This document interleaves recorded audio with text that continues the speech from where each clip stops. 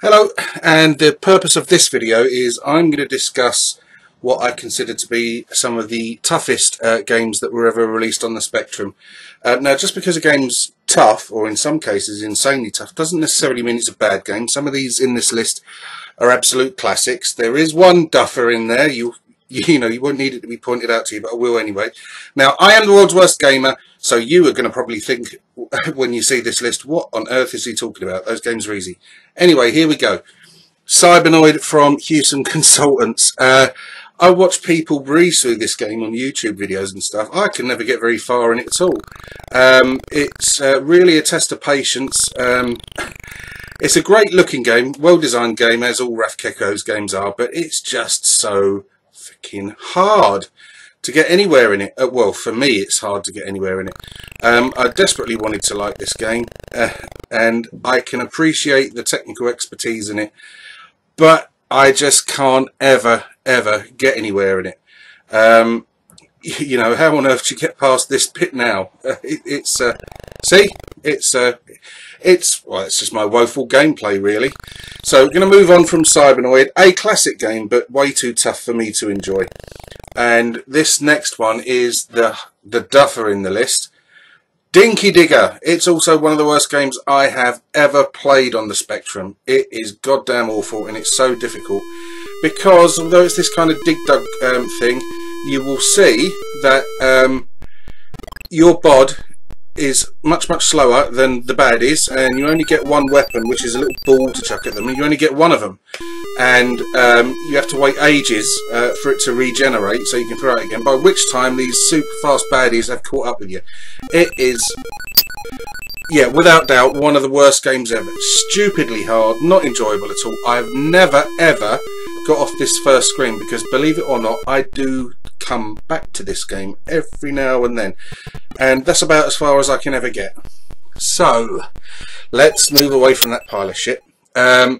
Cobra from Ocean Software, based on the Sylvester Stallone film, is, again, it's a great technical game, full of humour, full of some brilliant touches. It's bonkers, but in a good way, but it's just so tough. I can't get much further than this. I played this for about an hour yesterday when this clip was recorded, and I didn't really get beyond where you see me now, really. Game over is, or game under in Cobra's case, the late great Joffa Smith's humour there, is a screen and words that I see all too often when playing Cobra. There was an infinite lives cheat available for this, but I didn't activate it because I thought, well, you know. Anyway, let's move on. And I put another Joffa Smith creation in here, Green Beret. It's a fantastic game. Arcade conversion from the Konami arcade machine. It was really popular back in the day. It sold really well, I do believe. But again, it's just so tough, so tough. This is like for hardcore gamers, of which I am not a hardcore gamer. I never have been, and I doubtless ever will be. I'm the best person in the world to challenge to a Street Fighter, or, you know, any of the fighting games on the Xboxes and whatnot, or even FIFA. I am crap at everything. I'm quite good at Tiger Woods golf, though, actually. But where was I? I started waffling there and I got lost. Oh yeah, Green Beret. Great game, but tough as old boots. I have a soft spot for this next game. Airwolf. It was so hard, possibly the toughest game I'd ever played back in the day. I only got past the dreaded wall on the second screen once when I actually owned the game back in 1984. With practice, I've managed to get slightly better at it, and now I can every so often get past the wall, as you see there. But then it often usually falls to pieces afterwards, as you can see. Now you're seeing kind of like a world record attempt for me. Progress in Airwolf for me, erosion happens quicker, put it that way. So 32 years, and I've only seen this screen about 4 times. And is it any wonder when I keep crashing like that? No, it probably isn't. But still, it's not a bad game, it's just damned hard. Now, the next one I started playing only about 3 or 4 days ago, and it really is. Just look at the difficulty level I've got it on there. I've got this on easy. Now, this may well be one of those games that some of you out there look at it and go, what is he on? This game isn't difficult. Well, you're not me. And I find that it is. I mean, it's brilliantly presented and everything. It's just, I can't get anywhere in it. You know, I either end up with a spike up my arse, or end up, you know, falling off a ledge into lava or stuff like that. Or the baddies get me. It's just, you know, it's not made for Baz, put it that way. Great looking game, great technical achievement, as most of these are, but, you know, I just can't make any progress. Now, we're gonna, oh, sorry, the Addams Family is gonna complete in just a second, and I move on to CYBERUN from Ultimate Play the Game, one of their sort of later ones, and I think this got a crash smash, but I really don't like this game at all. It is very hard. It's got weird gameplay mechanics and weird controls that you can't redefine.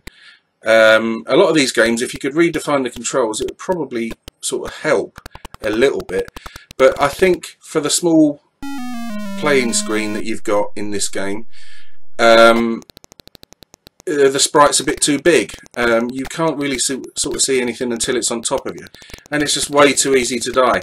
Again, been playing this for a couple of days, and each session has lasted not a lot longer than you are seeing on the screen here, and you know, that just puts me off. It's not a good game. Now the next one, we move on. Now my mate raved over this game. He used to play it incessantly, and I could never get the hang of it. I bought it, and I can recognise the sort of technical skill involved in programming something with this kind of inertia-based control system. But I just found it, I just couldn't do anything with it at all. I mean, very, very rarely, I think that was a fluke. That was more rare than a total eclipse of the sun. Me picking that ball up there. You know, it happens more by judgment, sorry, more by luck than by judgment that I sort of managed to do that. And as you can see, you know, I become friendly with the planet's surface very, very quickly, very, very frequently. Great physics and everything in the game, I appreciate, I accept that, but it's just way too hard. For me. Underworld. Yeah, this game is difficult to the point of being frustrating. I never was a fan of this back in the sort of 1980s, and the problem with it is the sort of when you get sent bouncing around all over the place by the monsters, etc. It's just, you know, very, very difficult to get anywhere. Oftentimes they'll send you hurtling to places where you don't want to go, like that, and that was only luck that I ended up on that rope there. But it's just very, very difficult to get any enjoyment out of this game because of that sort of pinball mechanic thing that's going on with Cyberman. I appreciate it's a classic. I appreciate, you know, it's one of the Ultimate Play the Game games, but for me, Underworld doesn't do it. It just winds me up every time I play it, basically, which isn't very frequent because it winds me up. Makes sense, really, doesn't it? Cauldron 2. This appears in my worst sequels list because I really despise it, although it's not technically a bad game. In fact, it's very, very well presented and programmed, etc. I just can't be doing with this bouncy pumpkin thing. You know, for me it's nigh on impossible to control, impossible to make any progress. I played it a lot back in the day. I still own the cassette, but I couldn't get anywhere with it. Anyway, that's that list. If you agree with it, or if there's anything you think, then, you know, that should have made the list, or you think is the most difficult game, by all means let me know. Drop a comment below. If you liked the video, please let me know, and if you wish to subscribe, it would be great to see you and join in some discussions. As ever, I'm grateful for all the support that everyone's shown my channel, etc. Have a great day, take care of yourselves, and goodbye.